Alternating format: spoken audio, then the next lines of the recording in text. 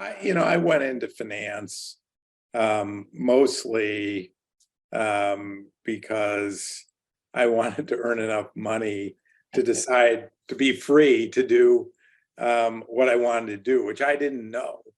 And then I got a strong sense of that just sort of gradually. In fact, I became very interested in New York City. I went to, it's ironic that it's this week, the World Cup is this week, but back in 1994, I went to the World Cup semifinal game. Was out at the Meadowlands in New Jersey. And somebody dragged me there. I didn't even want to go. It was in July, it was 100 degrees. We took the bus, it took forever.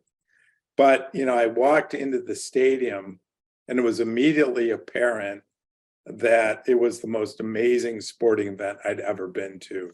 It was Italy versus Bulgaria. The stands were filled with Italian Americans, Bulgarian Americans, Italians, Bulgarians, face painted, flags flying. And I stood there because you couldn't sit down the entire match, thinking to myself, the amazing thing about New York is you could play that game with any two countries in the world in New York, and it would feel exactly the same. So then I started thinking, why is New York, the most international city in the world, never hosted the Olympics?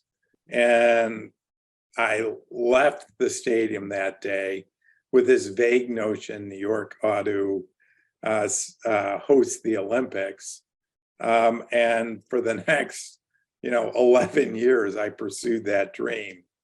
I started the effort to bring the Olympics to New York.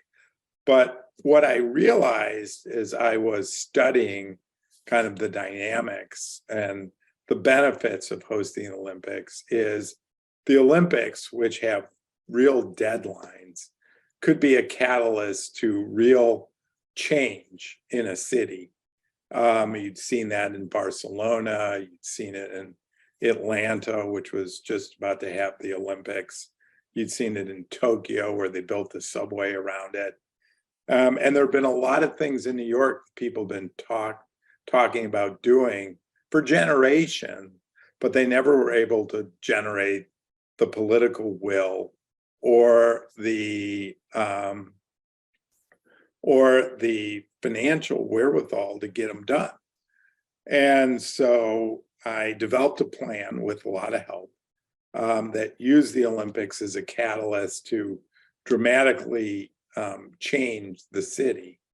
I, at one point, was raising money, and I went to Mike Bloomberg, who was just at that point a billionaire.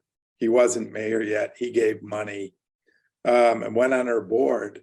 And then he ended up running for mayor. And when he ended up running for mayor, when he won, surprisingly, after 9/11, he asked me to be his deputy mayor for economic development and rebuilding, which I did for 6 years.